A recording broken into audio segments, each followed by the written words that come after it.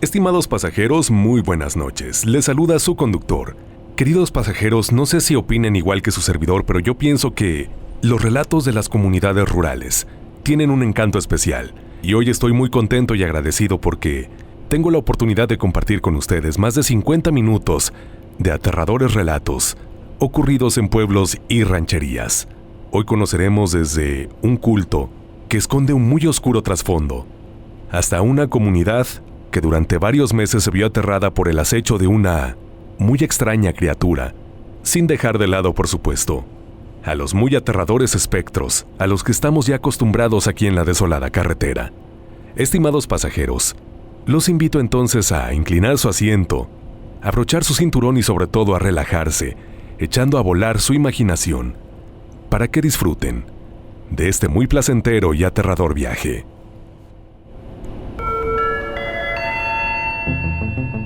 Estimados pasajeros, favor de abordar, ya que aquí comienza otro viaje a través de la desolada carretera, con rumbo hacia lo desconocido. 4 días de lluvia. Saludos conductor y pasajeros desde Poza Rica, Veracruz. Les quiero platicar esta noche una aterradora experiencia que me pasó hace muchos años. Resulta que cuando yo era joven y recientemente había contraído nupcias, estaba pasando por una mala racha. La felicidad que debía sentir con mi pareja, puesto que nos habíamos convertido en padres, estaba siendo eclipsada por una fuerte crisis económica que atravesábamos, puesto que yo llevaba varios meses sin trabajo. Finalmente el cielo escuchó mis súplicas y por fin fui contratado para cuidar el terreno de un señor que recientemente había adquirido en una ranchería para construir su casa. Esto en una zona a las afueras del poblado, prácticamente a un costado del río Cazones.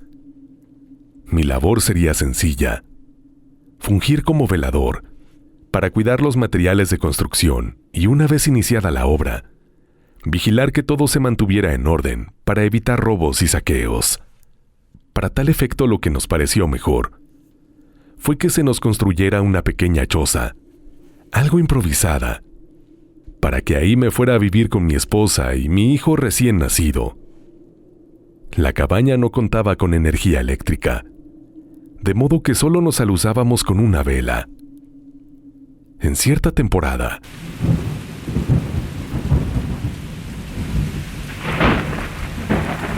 una serie de tormentas azotó la región. Y no les miento, no paraba de llover, tanto así que el nivel del río Cazones subió demasiado.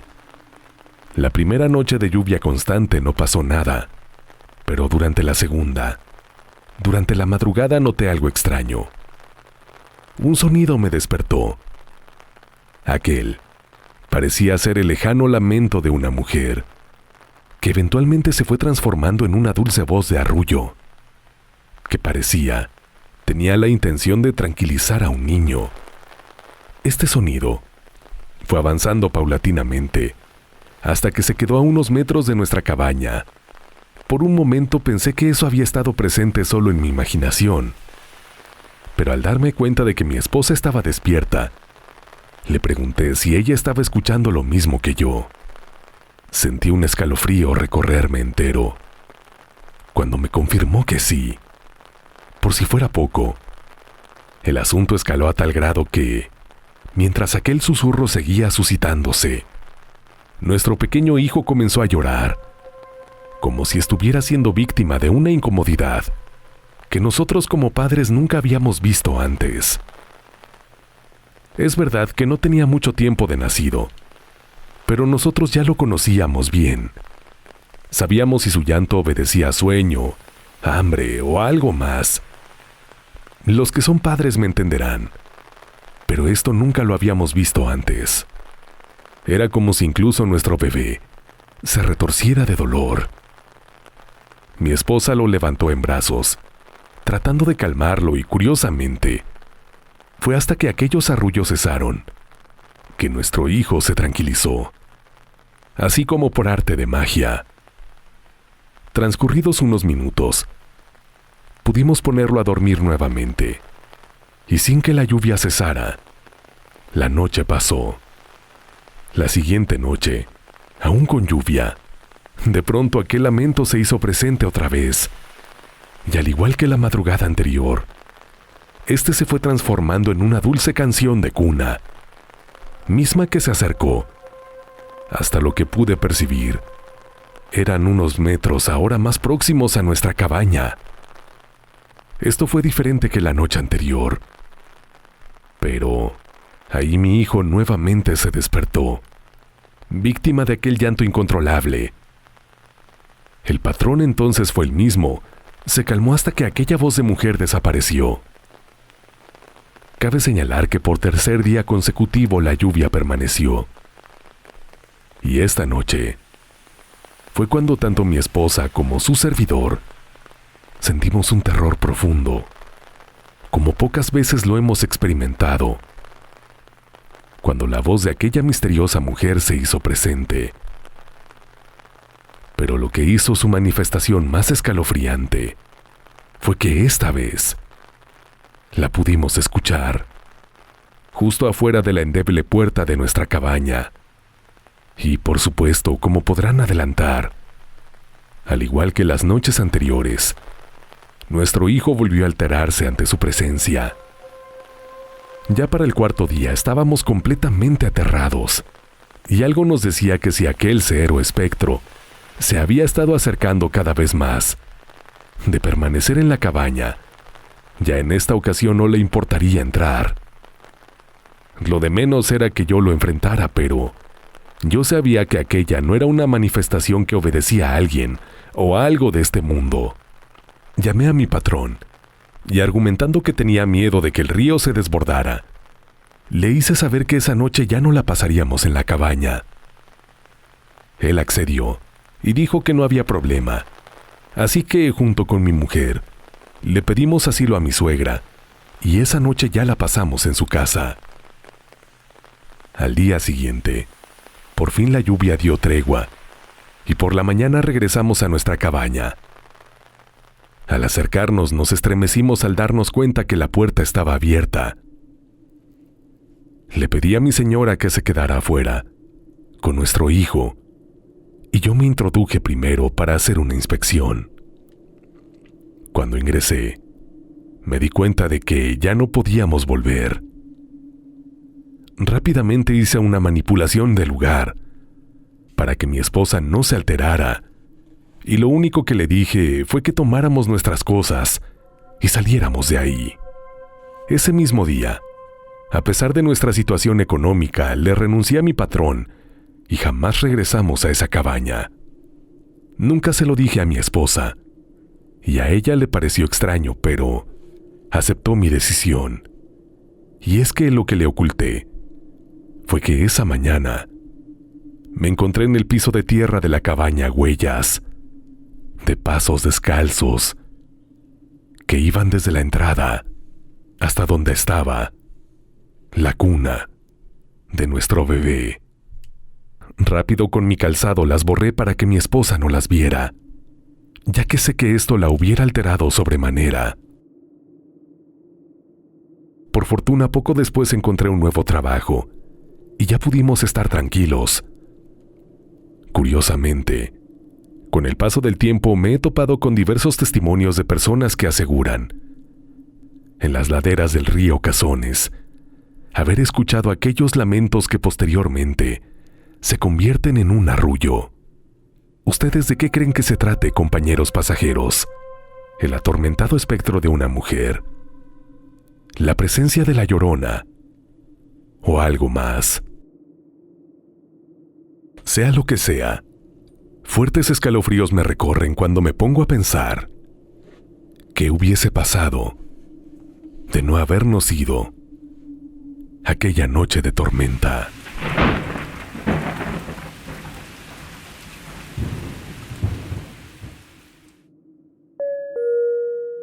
Los retos de Kendra. Mi nombre es Esteban. Lo que voy a contar ocurrió hace más de 50 años. En ese entonces, yo vivía en el pueblo de San Miguel y pasaba la mayor parte del tiempo con mis dos amigos, que eran Rafael y Tomás. Todo lo que hacíamos juntos eran retos. Siempre nos divertía buscar la manera de probar quién era el más atrevido. Nunca importaba lo que pensaran los demás. Los tres fuimos expulsados de nuestras casas cuando nos atraparon robando la limosna de la iglesia, pero eso no nos detuvo. Encontramos un lugar abandonado en las afueras, y ahí nos quedamos viviendo. Sobrevivíamos de lo que cada quien robaba por separado, y aunque a veces nos daban golpizas por nuestras tonterías, nunca dejamos de reírnos entre nosotros. Recuerdo que Rafael era el más extremo con los retos, y Tomás el más reservado, pero ninguno se salvaba de participar. Tarde o temprano siempre cedíamos. Un día, conocimos a una muchacha de nombre raro. Kendra, Kenia, una cosa así. Su nombre era muy extraño. Ella era una rubia de baja estatura, aunque por su cara parecía mayor que nosotros. Ella no encajaba con las demás mujeres del pueblo. Su sola presencia destacaba demasiado. Con el tiempo empezó a involucrarse en nuestros juegos, pero los retos que proponía eran muy distintos de los que nosotros estábamos acostumbrados. Por dar algunos ejemplos, ponía como reto que hiciéramos cosas desagradables como comer desperdicios o tocar animales muertos. A mí no me importaba. Yo podía cumplir sin problemas y Rafael también, pero Tomás no. La chica notó eso y comenzó a imponerle retos más extraños. Era como para fastidiarlo más. Lo hacía pararse frente a un espejo durante largos minutos, matar gallinas o palomas, quedarse en sitios abandonados, y así temas medio extraños. Inclusive algunas cositas de las que ponía ya estaban como que medio satánicas. Pero eso ya lo entendimos hasta después, porque cuando eso estaba pasando, nosotros solamente le veíamos el lado divertido. El que sí se daba cuenta era Tomás. Él nos decía que todo se estaba saliendo de control. Él estaba convencido de que la mujer no era buena compañía, pero ni Rafael ni yo lo escuchábamos. Para nosotros todo era diversión y además nos gustaba pasar tiempo con ella. Pasaron algunas semanas, hasta que la mujer nos propuso jugar a las escondidas en el panteón del pueblo, pero tenía que ser en la madrugada, después de las 3 de la mañana. Al inicio ninguno aceptó, ni siquiera Rafael. Sin embargo, ella prometió llevar a 2 amigas y nos aseguró que si nosotros ganábamos el juego, la recompensa valdría la pena al final. ¿Saben a lo que me refiero? Yo acepté primero, y después lo hizo Rafael.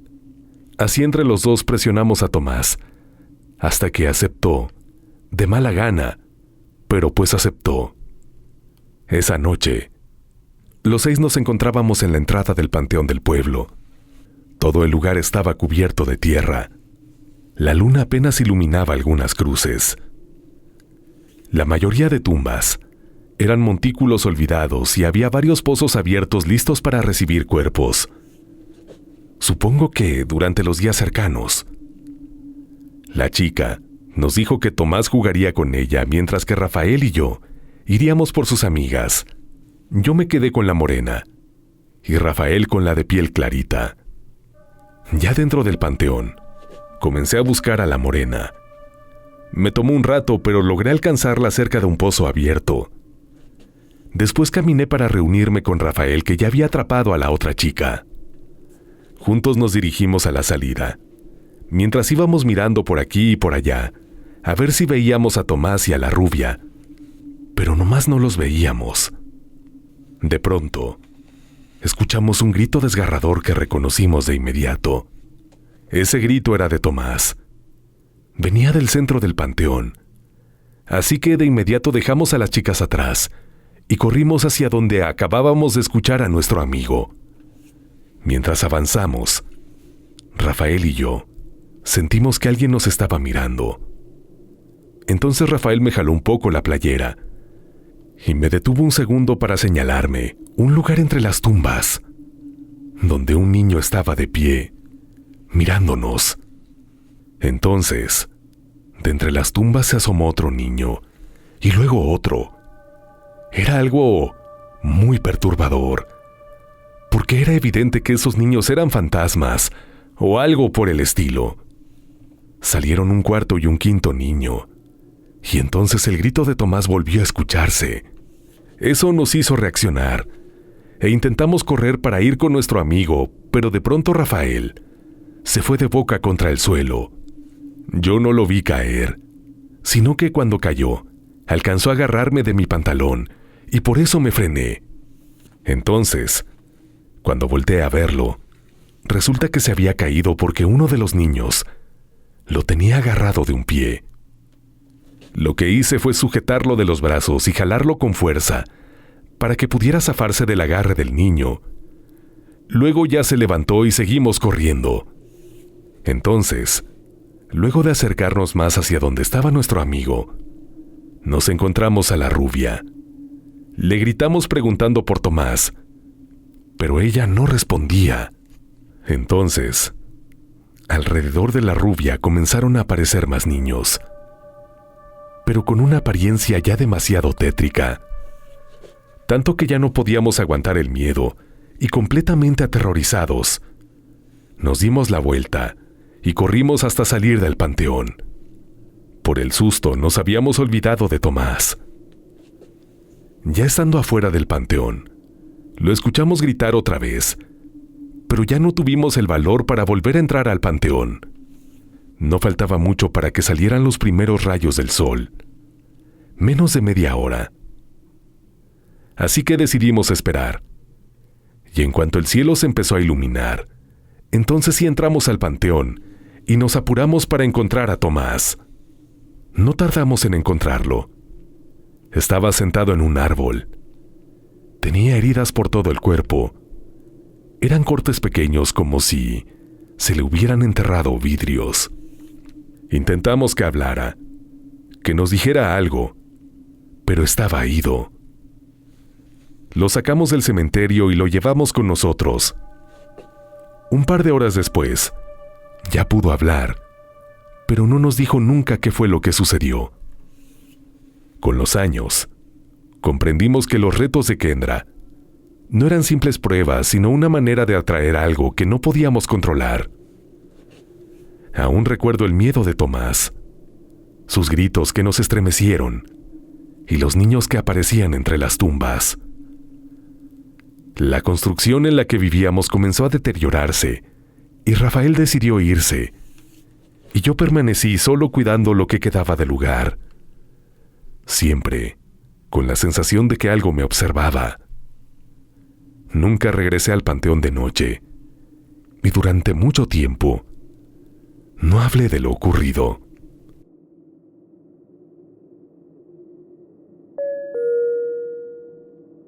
Viaje hacia el misterio. Mi nombre es Andrés Rivera.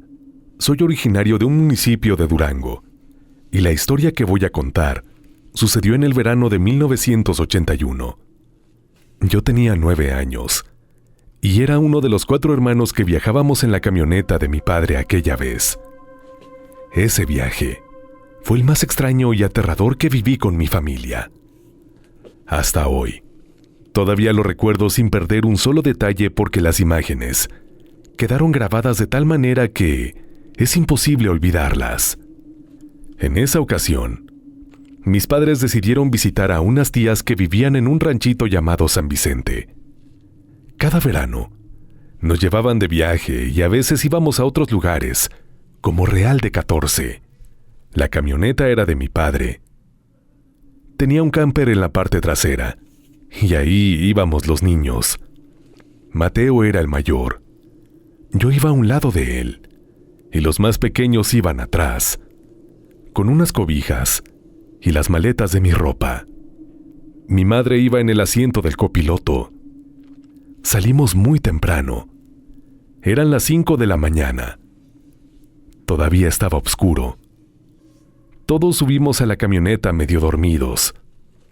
Yo llevaba un jugo en una botella y unas galletas que me había dado mi madre antes de salir. Durante el trayecto me dormí. Me desperté solo cuando paramos en algún lado. Nos bajábamos un poco, estirábamos las piernas y después volvíamos a subir. En un tramo más adelante, Mateo notó que un carro café venía siguiéndonos. No era un carro nuevo. Se veía descuidado, con pintura opaca. Yo me fijé en él varias veces porque no rebasaba y se mantenía cerca, demasiado cerca. Fue por eso que noté algo raro en el conductor. Su mirada era extraña. Además parecía que estaba enfocado en nosotros y no en el camino. Eso fue lo que me asustó. Mi padre, quien obviamente ya se había percatado de la situación, aceleraba y luego bajaba la velocidad, como probando si el carro hacía algo. Pero independientemente de lo que hiciera mi padre, el auto se mantenía a la misma corta distancia. No se acercaba de más, pero tampoco se despegaba mucho. Hasta que en un momento, mi padre, ya harto y también preocupado, decidió frenar de golpe. El carro café no intentó chocar y terminó saliéndose de la carretera. Lo vimos meterse de manera brusca entre la maleza y desaparecer sin control. Unos 10 kilómetros más adelante, mi padre se detuvo en una gasolinera. No era para cargar gasolina. O sea, sí, obviamente, pero no solo para eso. Lo que él quería era dormir un rato para ya conducir de jalón el último tramo del camino. Estuvimos ahí como 4 horas. Después ya continuamos con el viaje. Ya llegamos al destino como a eso de las 8 de la noche, y ya estaba muy oscuro. En esa zona no había electricidad. La única luz eran las veladoras dentro de la casa, donde vivía la hermana de mi padre. Ahí cenamos tortillas con frijoles y queso. Salimos a bajar algunas pertenencias del camper, cuando de repente el viento comenzó a comportarse de manera extraña. Era como si estuviera silbando con mucha fuerza, tanta que los vidrios de la camioneta temblaban. Todos teníamos nervios. Entonces vimos que mi padre venía corriendo. Subió, encendió el motor y movió la camioneta a unos 10 metros. Mi madre le preguntó qué pasaba, y él dijo que le acababan de decir que hacía poco habían tiroteado a un hombre que le había quitado la vida a toda su familia, y que ese hombre había perdido la vida justo en el lugar donde estaba estacionada nuestra camioneta. Al parecer, la pequeña manifestación que habíamos sentido se debía al espíritu de aquel muerto. Me acuerdo que llegamos un lunes por la noche, y para el viernes en la mañana ya nos fuimos. Yendo de regreso, mi padre decidió tomar otro camino. Era un poco más largo, pero mi padre tomó ese camino porque no quería pasar de nuevo por el tramo en el que posiblemente mi padre había provocado el deceso de una persona, el tipo del auto que nos había estado siguiendo. Sí, fue en defensa propia, pero no por eso mi padre se sentía bien de haberlo hecho. Por eso él tomó el otro camino. Este era de terracería, lleno de piedras, arbustos y maleza. Yo iba mirando por la ventana del camper, cuando escuchamos un ruido demasiado fuerte. Entonces, todos vimos como 5 aves blancas, enormes, que aparecieron volando por encima del camper.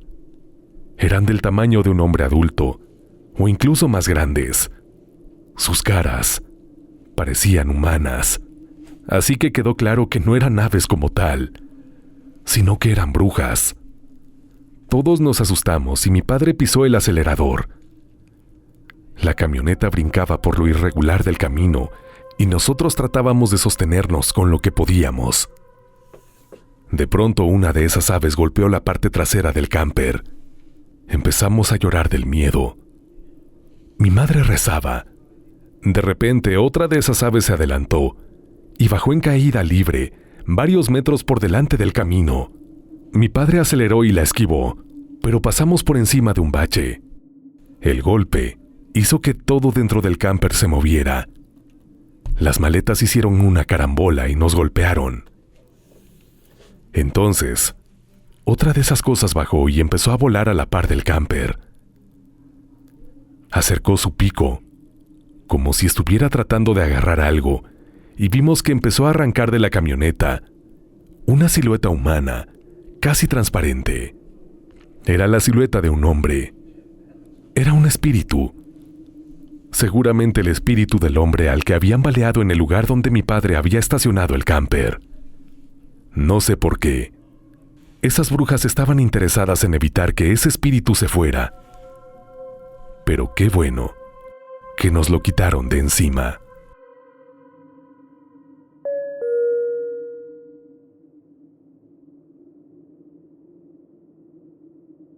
El demonio de la sierra. Nunca pensé que algo así pasaría en el pueblo. Todo comenzó un día que mis amigos y yo estábamos aburridos, sin nada que hacer, y decidimos subir al monte para ver si podíamos cazar algún animal. La sierra siempre se veía tranquila desde lejos, pero mi papá, Rogelio, nunca nos dejaba salir solos. Decía que había visto cosas raras y que la gente se perdía o encontraba problemas graves. Nos contaba esas historias desde niños para que entendiéramos que no todo era juego en la sierra y que debíamos tener cuidado. A veces parecía exagerado, pero aprendimos a escucharlo y a respetar lo que decía. Nos enseñó a no ir por caminos desconocidos de noche y siempre nos insistía en llevar machete o linterna. Porque lo que pasa en la sierra no perdona a nadie que no esté preparado. Una noche, mis amigos y yo decidimos salir a lamparear, aunque él nos dijo que no. Después de insistir y con unas cervezas encima, logró convencerse un poco y nos dejó ir. Pero nos pidió escuchar primero lo que pasó en sus años de juventud. Nos contó que una vez se fue con su primo Esteban a cazar en la sierra. Esteban llevaba escopeta y linternas. Rogelio, solo un machete viejo y un revólver antiguo. Caminaron un par de horas hasta llegar a las faldas de un cerro. Durante el trayecto no pasó nada raro. Todo era tranquilo. Los animales dormían y no se sentía movimiento. Hasta que llegaron a un claro con pocos árboles. Allí el silencio era raro. Ni los grillos se escuchaban. El frío bajó de golpe calando hasta los huesos, y ambos sentían que algo no estaba bien. Rogelio y Esteban alumbraron a todos lados tratando de ver algo, pero de repente escucharon resoplidos fuertes como toros bravos. Sonaban por todos lados. Les hizo darse cuenta de que no estaban solos. De pronto, en dirección opuesta a la que alumbraban, vieron dos enormes ojos rojos brillando como fuego. Esteban apuntó la linterna hacia los ojos, y lo que vieron los dejó paralizados. Era un cerdo gigante del tamaño de un toro, con colmillos enormes y mirada amenazante. Parecía listo para lanzarse sobre ellos. Rogelio le dijo a Esteban que disparara con cuidado, porque si fallaban, no había árboles ni dónde trepar. La bestia comenzó a avanzar hacia ellos. Esteban temblaba. Apuntó la escopeta y al jalar, el gatillo no se escuchó nada. Se le cebó el arma. Rogelio sacó su pistola y tampoco funcionó. Intentaron otra vez, pero todo era inútil. La criatura se detenía, desaparecía entre la maleza, y luego se les aparecía otra vez, como burlándose. Rogelio se armó de valor. Sacó el machete y le dijo a Esteban que si morían, la bestia no se iría limpia. Minutos después, donde antes estaba desierto, ahora había maleza, matorrales y espinos rodeándolos. Escuchaban gruñidos mezclados con un sonido que parecía risa. Rogelio pensó que se iban a morir. Trazó una cruz en el suelo con el machete y comenzó a rezar el Padre Nuestro. Cuando abrió los ojos, la bestia había desaparecido. También la maleza volvió a la normalidad y la luna iluminaba el camino. Corrieron sin mirar atrás hasta llegar a casa. Rogelio enfermó varios meses después de esa experiencia.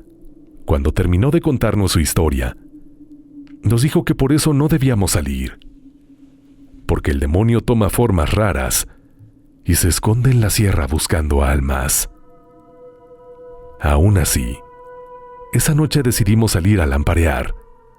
Antes de irnos, Rogelio me dio su machete viejo con funda para cuidarnos. Caminamos largo rato en dirección contraria al lugar donde él vio al cerdo. Alumbrábamos buscando algún animal pequeño como conejo o jabalí, pero no había nada, y todo estaba en silencio. Hasta que escuchamos algo moverse en unos matorrales. Dirigimos las linternas y apareció un cerdo enorme, seguramente igual al que Rogelio había visto. Todos comenzaron a disparar. Esta vez las armas sí funcionaban, pero al parar los tiros el cerdo no estaba. Escuchamos el sonido de aquel animal como voz humana burlándose. Dos amigos, Daniel y Felipe, intentaron huir, pero el cerdo se interpuso en su camino. Les grité que nos mantuviéramos juntos. El animal comenzó a acorralarnos. Recordé lo que dijo Rogelio. Tracé una cruz en la tierra con el machete y pedí a todos que rezaran. Regresamos a casa y Rogelio dormía. Días después, todos los que vimos al cerdo enfermamos con fiebre. Al platicarlo, nos dimos cuenta de que soñábamos lo mismo con el cerdo gigante. Hoy estoy recuperado, pero evitamos ir al cerro porque sabemos que el demonio sigue ahí, y cualquiera que se acerque podría vivir lo mismo que nosotros. La sierra parece tranquila desde lejos, pero dentro guarda cosas que nadie debería encontrar. Desde aquel día, nadie del pueblo volvió a subir de noche, y la gente evitaba hablar del cerro. Todos lo consideraban un lugar peligroso. Cada salida se hace con precaución, y solo se camina en grupo. Las armas y linternas no son para jugar, son para protegernos de lo que permanece escondido. Nunca volvimos a ver al cerdo gigante desde esa noche, pero todos sabemos que existe, y que la sierra nunca nos dará tregua si decidimos ignorar su peligro. Aprendimos a respetar la naturaleza y sus advertencias, a no subestimar los relatos de quienes han vivido cuestiones extrañas y a no exponernos solo.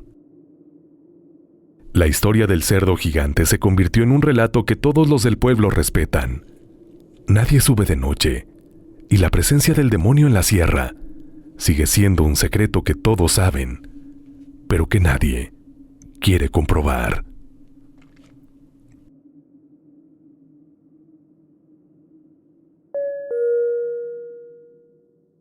La morgue de la comunidad.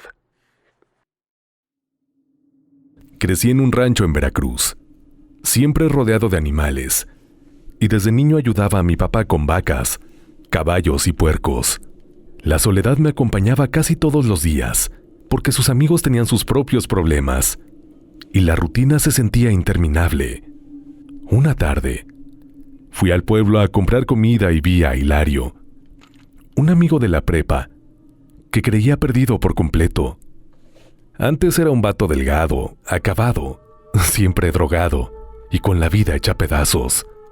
Me sorprendió verlo limpio, bien vestido y con calma en la mirada. Nos saludamos y platicamos como si nada hubiera pasado, y me contó que había dejado la droga gracias a un grupo que lo había ayudado a cambiar su vida. Le enseñó a mantenerse en control y le dio un lugar donde vivir y comer. La verdad no lo creía. Lo conocía desde niño y nunca pensé que pudiera cambiar tanto. Me habló de su trabajo vendiendo refacciones y de cómo ayudaba a su familia. Sentí curiosidad y un poco de esperanza, porque yo también me sentía atrapado en la rutina y la soledad. Le pedí que me explicara más y me dio su número. A los días me llamó y me indicó un lugar en las afueras de un pueblo donde podía conocer al grupo. La primera vez que llegué, me recibieron personas tranquilas, sonrientes y atentas. Sentí que por fin alguien se fijaba en mí. Al principio solo iba los fines de semana, pero poco a poco me fui metiendo más, hasta que dejé mi trabajo en el rancho. A los 2 días, ya vivía con ellos en una comunidad en la sierra de Chiapas.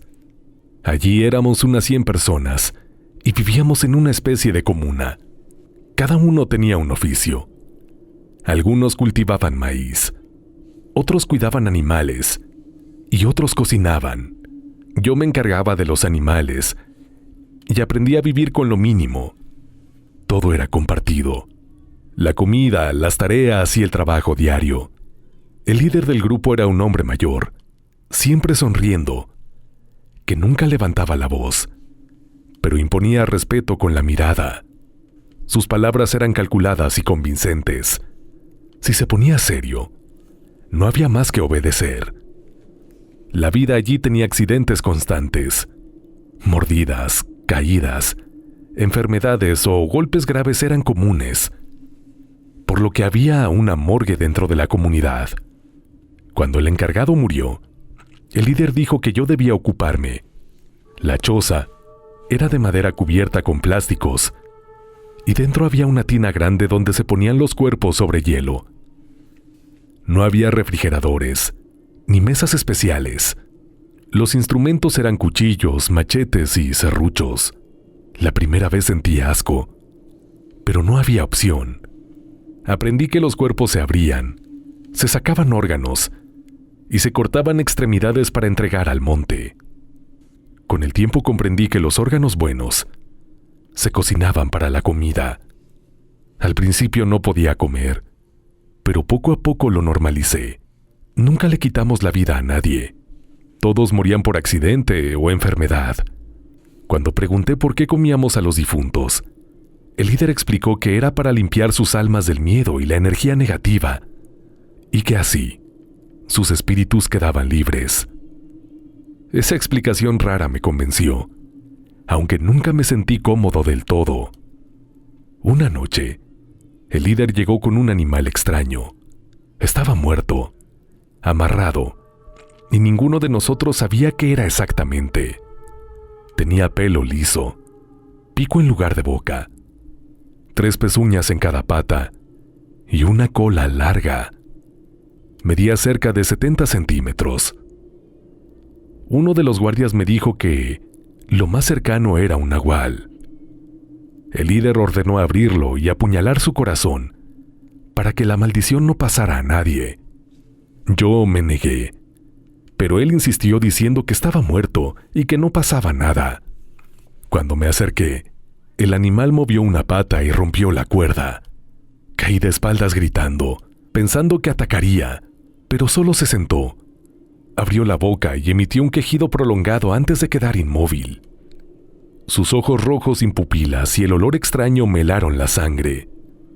Abrí su pecho y el corazón aún latía. El líder me tomó la mano y juntos lo apuñalamos hasta que dejó de moverse. Esa experiencia me marcó. Esa noche no dormí. Y al día siguiente, decidí que debía salir de ahí. Esperé a que todos durmieran y escapé por el monte. Pasé la noche escondido entre la maleza y basureros del pueblo cercano, lleno de miedo. Y al amanecer busqué dinero para usar un cibercafé. Mandé mensajes a mi familia y amigos para que fueran por mí.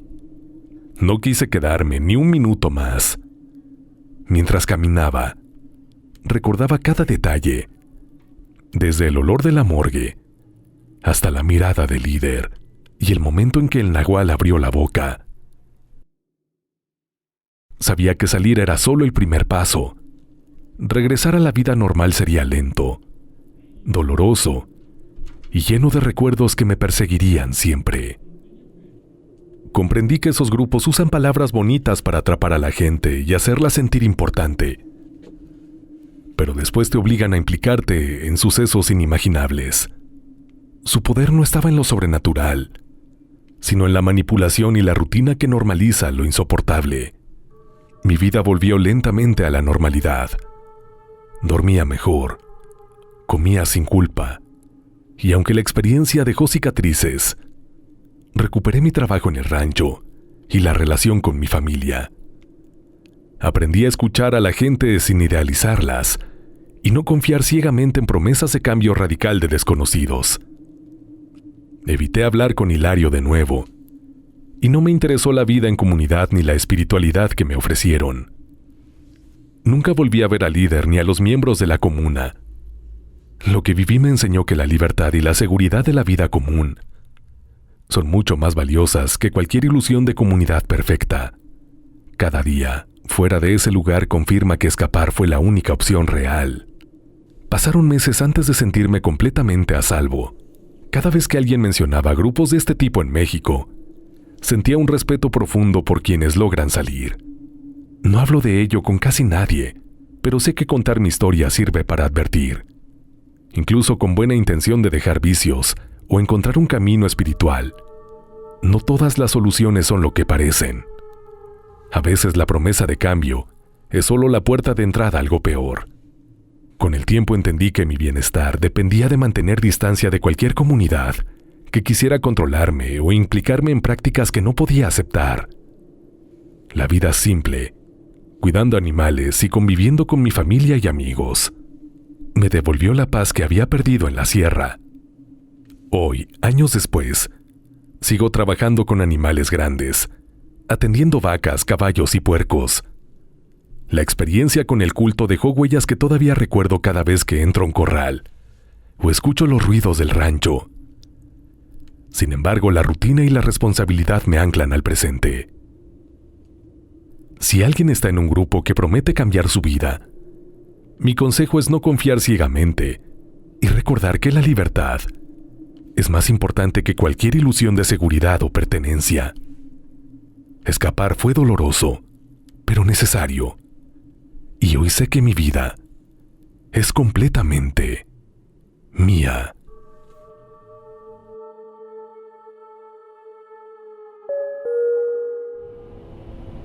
Estimados pasajeros, qué bueno que siguen aquí. Antes de continuar, quiero invitarte a que, si aún no lo haces, te suscribas al canal y actives la campanita de notificaciones. Así no te perderás ninguno de nuestros próximos viajes y además podrás decir #YoSoyPasajero. Recuerda que a mí me encuentras en Instagram como LocutoniMX. Te espero allá para que establezcamos contacto. Y claro que antes de continuar, quiero recordarte que tu interacción es muy importante para este proyecto. Así que esperaría poder contar con tu pulgar arriba, saludarte en la caja de comentarios. Y por supuesto, se agradecen tus hypeadas también. Estimados pasajeros, queda una escala más por conocer. Así que vuelvan todos al autobús. ¿Me acompañan a escucharla? El perro de la luz. Yo crecí en un pueblo entre Oaxaca y Guerrero. Ahí criábamos xolos. Mi abuelo me regaló uno cuando cumplí 3 años. Ese perro creció conmigo y me acompañó hasta morir por causas naturales. En esta zona, algunos contaban historias sobre avistamientos de perros con ojos rojos o comportamientos extraños. Yo siempre pensaba que ellos solo veían algo diferente al animal común. Tiempo después, yo regresaba del trabajo y vi un resplandor rojo muy fuerte. Tapé mis ojos, luego desapareció y apareció un perro, un xolo que parecía dormido. Doña Carmen, mi vecina, también lo vio. Ella lo cargó y lo llevó adentro. Eso fue raro. Conté a mis padres lo que pasó y lo dejaron pasar. Cenamos y nos fuimos a dormir. La noche siguiente hubo luna llena. Ya de madrugada se oían ladridos y ruidos como golpes a machetazos.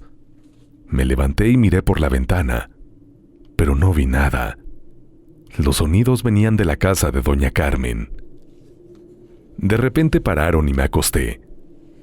A la mañana siguiente, después de desayunar, mi padre fue a Cuautla y yo al centro de San Miguel. Cuando llegué había caos. La gente estaba histérica. Habían desaparecido 2 niños. Nadie vio nada. Los padres estaban destrozados. Yo seguía mi trabajo. Un vecino fue el que dijo que vio una gran figura correr. Al terminar mi turno fui a casa. Ya no había escándalo, pero sí hombres armados. Eran los padres de los niños, vigilando afuera. Vi a doña Carmen. La saludé.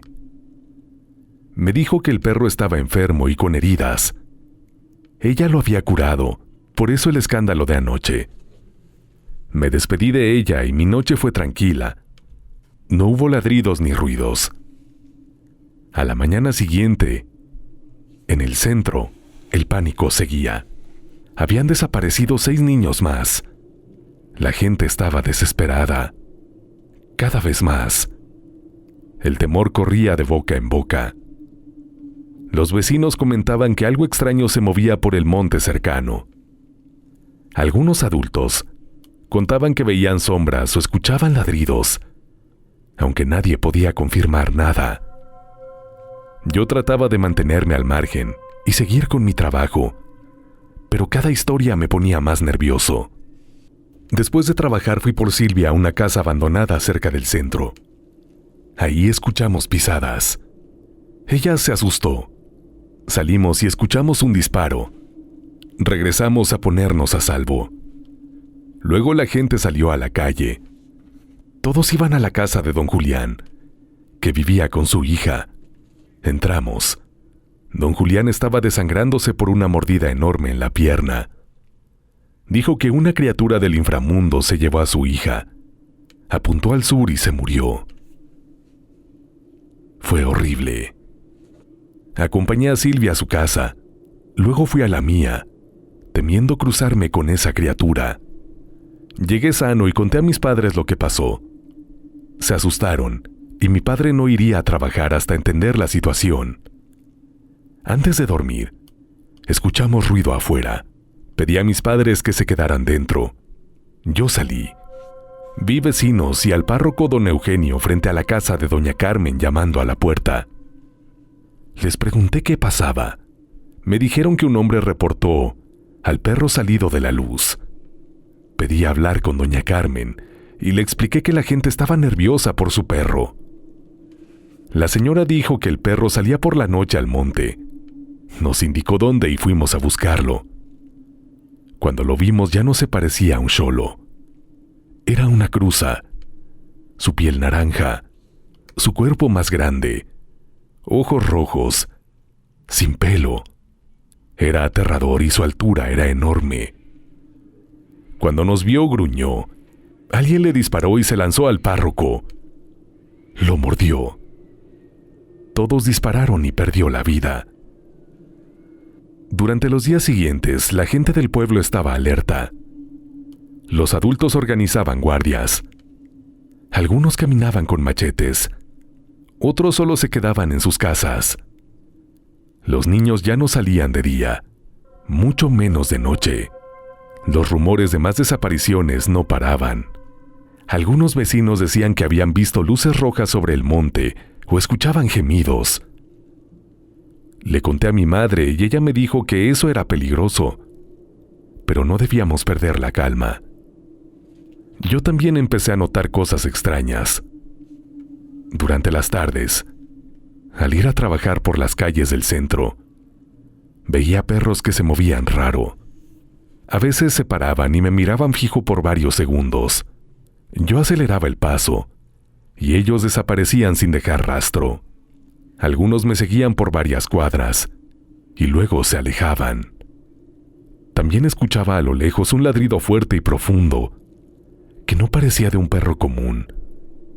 Eso me recordaba a mi viejo xolo, y me ponía nervioso. La noche de Día de Muertos la situación empeoró. Todo el pueblo estaba alerta. Las familias se mantenían dentro de sus casas y las luces de las calles estaban apagadas. Algunos vecinos valientes salían a revisar el monte, pero regresaban con caras de miedo. Contaban que habían visto a un animal enorme correr entre los árboles y que sus ojos brillaban como fuego de lejos.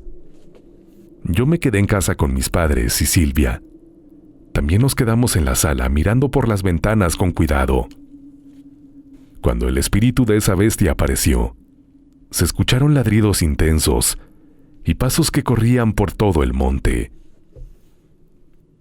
Los perros de los vecinos se pusieron nerviosos y comenzaron a ladrar.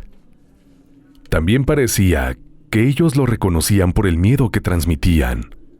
Muchos adultos intentaron seguir los sonidos, pero la criatura se movía muy rápido y desaparecía. Cuando se acercaban, algunos afirmaban que la habían visto, y otros solo escuchaban sus gritos. Al día siguiente, el pueblo estaba exhausto. La tensión no bajaba. Todos hablaban de la bestia. La policía vino, pero no encontraron nada.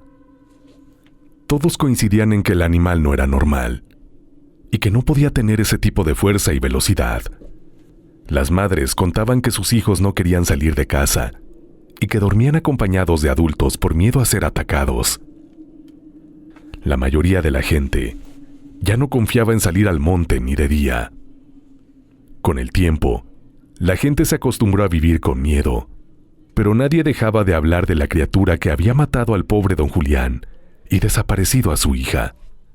Los vecinos seguían cuidando sus rutinas, y los más viejos del pueblo comentaban que ese xolo no era cualquiera, y que era el espíritu de un antiguo dios que regresaba en días especiales. Algunos intentaban alejar a los perros del monte, mientras otros decían que no se podía hacer nada, y que solo había que esperar. Yo cada año revisaba el monte durante el Día de Muertos, pero nunca vi nada directamente, solo los rastros, y escuchaba los ladridos lejanos que me recordaban a mi viejo perro. También me di cuenta de que los niños ya no tenían la curiosidad de antes y que preferían estar dentro de casa a cualquier costo. La vida del pueblo siguió, pero la presencia de ese xolo se sintió siempre, y nadie podía olvidar que algo peligroso podía aparecer sin aviso. La historia terminó con la certeza de que ningún humano podía enfrentar a esa criatura y que su vigilancia sobre el monte era eterna.